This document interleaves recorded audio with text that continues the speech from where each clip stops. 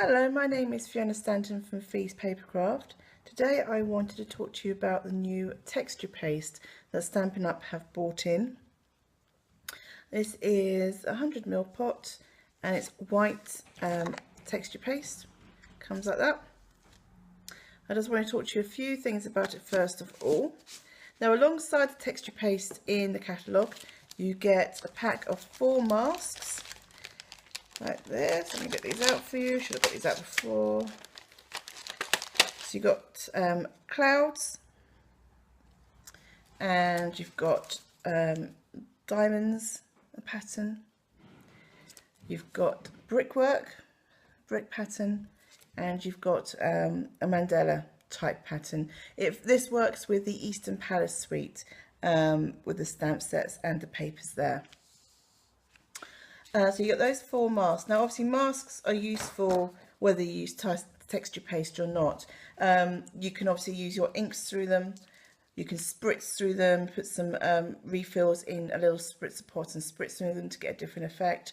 And you can also, depending on the sandwich in your machine, you can dry emboss them through your machine as well and get the pattern like that, which is very good. But obviously these come there next to the texture paste in the catalogue right at the back, so they are to be there used with the texture paste. You also, in the catalogue next to it, will find a set of 3 palette knives. You've got an offset angled trowel, an offset diamond trowel, and the offset means it's raised so you don't hit your knuckles in your stuff when you're putting it on. And you've got a scooty or a Scotty palette knife. Now they're all useful for different things. They're all useful. You can all use them. Each one would be useful to get the stuff out of the pot and slide it and slap it on your mask on your paper. But what I found is that using them you can get different effects. So this was using this one, and you can see what I did was I placed, and once I smoothed it over, I just lifted the palette knife up and down, and you get this nice little speckled effect, nice little texture. It would be great for things like snow, top of surf on waves, clouds, or just if you're doing a mixed media art piece, a nice bit of texture. You could obviously add glitter on top. You have to be quick. The paste is very quick drying, so you'd need to put the glitter on fairly quickly once you've put it on. With, let me see, this one, again I've smoothed it on, then I just used it, chop chop chop. Again, great for texture, great for wood effects, tree trunks, that kind of thing, fencing, paneling, and again general texture. That's what it's called, texture paste. And then with this one I just slid it in.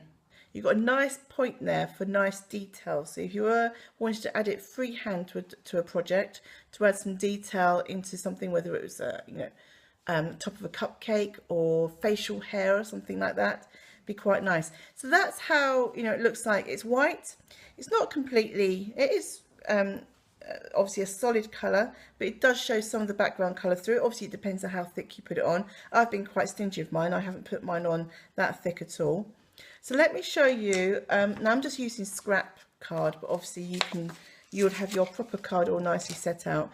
So let's use some clouds, and let's show you quickly how you can put this on. Now I'm going to use, because these are quite wide, these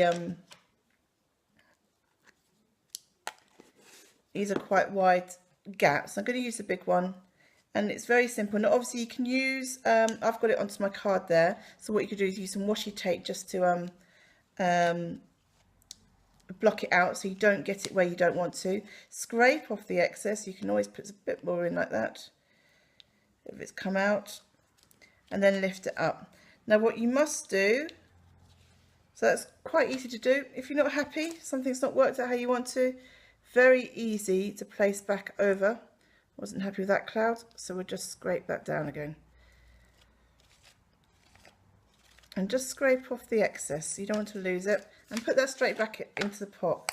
Now you do need to be careful, it is fast drying, so always have a piece of, some warm soapy water and throw your masks in it to dry them. And obviously I've scraped mine off quite well. Warm soapy water should be fine, and the same for palette knives. They are your tools, you want them to last, you don't want to ruin them in any way. So that's how you put it on. That's nice and white. Now what you can do with it, another thing to invest in is a silicone mat. Let's get another bit, and what we're going to do is we are going to colour it, and you only need a little bit of colour. Using refill, you can use your pads, just open the pads out and tap it on. So I'm only going to use a little bit because I'm not going to do much, and this is powder pink, and you literally just mash it in like that until you get the colour. You can add more if you want to add a bit more, if you want it to be a bit brighter. You really don't need much, so don't always do less than you need. I don't know, let's do a bit. I haven't done the mandala. Let's do a little bit of the mandala. We're just going to do a corner. So I probably haven't done enough for this, but I just wanted to show you what it was like coloured. Now I've done this quite pale. Yeah, I did need to do a bit more if I was going to do the mandala, but there we go. You'll get the effect. And that's lightly coloured, only very lightly, nice light powder pink. Let me put up the other one so you can see there is a colour contrast there, I hope. Tell you what, I can do that again. Let's add a few more drops of the pink and make it a bit brighter. I should have chosen a brighter colour, shouldn't I? And we'll do that again. So, oh, that's better. This will be a bit brighter. You'll be able to see it now. So put it back over. Scrape it up. There we go.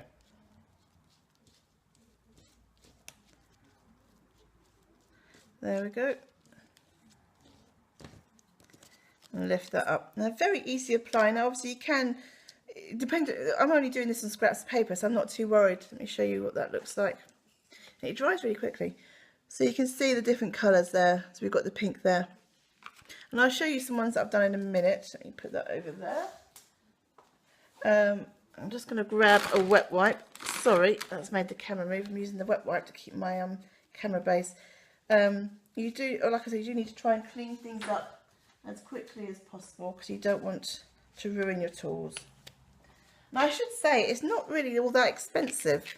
The masks are £4.50, the texture paste is £7.25, the knives are £4.50, the masks are £5.50. So for about £17, £17 or £18, you've got something that worked really well. Now this is one I did earlier. It's nice and dry. I wanted to show you, now obviously here we have coloured the paste and put it on. But what you can also do is colour it once it's dry. And this will give you a nice, if you want to do a nice ombre effect or a blending technique. So I've got three colours. I've got Real Red, Pumpkin Pie and Lemon Lime Twist, one of the new ones. I've got a sponge. I'm going to start with Real Red, make sure I get the right one. And just use a sponge. And there you go. Okay, do about a third up. Now I'm going to use the Pumpkin Pie. And you can blend it up all the way up. And then final colour, Lemon Lime Twist. And you can get that nice colour tone, nice colour blend all the way through. So you've got the Real Red, Pumpkin Pie and the Lemon Lime Twist. And that looks really nice, okay? It's a nice way of colouring it afterwards. And like I said, you can add glitters to it. Depending on your glitters, you could colour it first. And no, you couldn't, could you? You'd have to put the glitter on while it's wet, so you couldn't colour it. You could have coloured texture paste, such as this one, and throw the glitter on. But I think this will be a useful set, and I think you'll have lots of fun playing with it. It's a real playful set. Now I've got some samples that I've already done for you to look at. Just let me pack everything away. So I wanted to show you this one. Hopefully you can see. This is white on white. So you've got the brick background in texture paste behind the door. And so it's nice white on white, very simple. Line it up, squidge it down. Again, put washi tape or put some masking tape at the top so you avoid getting it where you don't want it. This one, again, very simple, just white on blue card. And you can see the blue is coming through. It will depend on the thickness of how you apply the texture paste. But I like it like that. I don't want to put too much on, but that's because I don't want to use it up all quickly. Then the last one I did was using that technique before, where I've layered it down and I've ombre'd up the colour, and I finished it off with some ribbon, and that's a die cut from Dragonfly Dreams. and the stamp sets from Beautiful You, and just some enamel dots. So it's a nice little mixed media tag. Okay, thank you very much. That's texture paste. I might do another video on texture paste once I've experimented a bit more and come up with some more ideas on how to use it. Thank you very much.